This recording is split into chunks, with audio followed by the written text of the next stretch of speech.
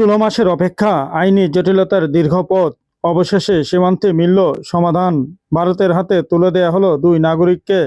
চুনারঘাটের সীমান্তে ঘটেছে এই বহুল প্রতীক্ষিত হস্তান্তর। হবিগঞ্জের চুনারঘাট সীমান্তে সাজাপ্রাপ্ত দুই ভারতীয় নাগরিককে আনুষ্ঠানিকভাবে ভারতের কাছে হস্তান্তর করা হয়েছে। সোমবার ২৩শে মার্চ সকাল ১১টায় বাল্লা সীমান্তের নতুন স্থলবন্দর এলাকায় এই হস্তান্তর সম্পন্ন হয়। দীর্ঘ ১৬ মাস পর দুই দেশের প্রশাসনিক সমন্বয়ে শেষ হলো এই প্রক্রিয়া। চুনারঘাটের বাল্লা সীমান্তে ১৯৬৬ S1 পিলারের সামনে সাজানো হয় হস্তান্তরের আনুষ্ঠানিকতা। নিরাপত্তা জোরদার করে উপস্থিত থাকে বর্ডার গার্ড বাংলাদেশ, বিজিবি এবং ভারতের সীমান্ত রক্ষা বাহিনী BSF। দুই দেশের কর্মকর্তাদের উপস্থিতিতে সম্পন্ন হয় আনুষ্ঠানিক প্রক্রিয়া।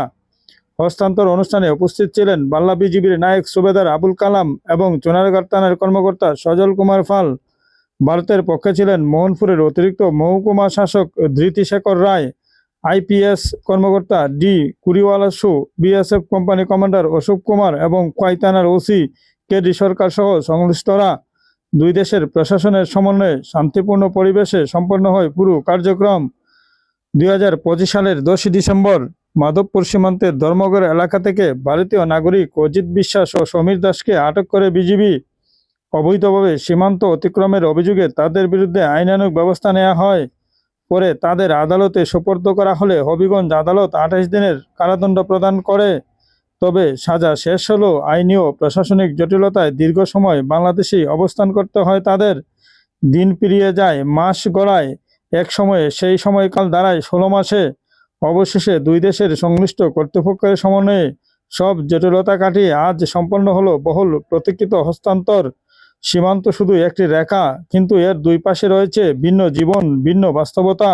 ১৬ মাস ধরে অন্য দেশে আটকে থাকা এই দুই মানুষের জন্য আজকের দিনটি যেন ফিরে পাওয়ার দিন, নিজ দেশের মাটিতে ফেরার নতুন এক সূচনা।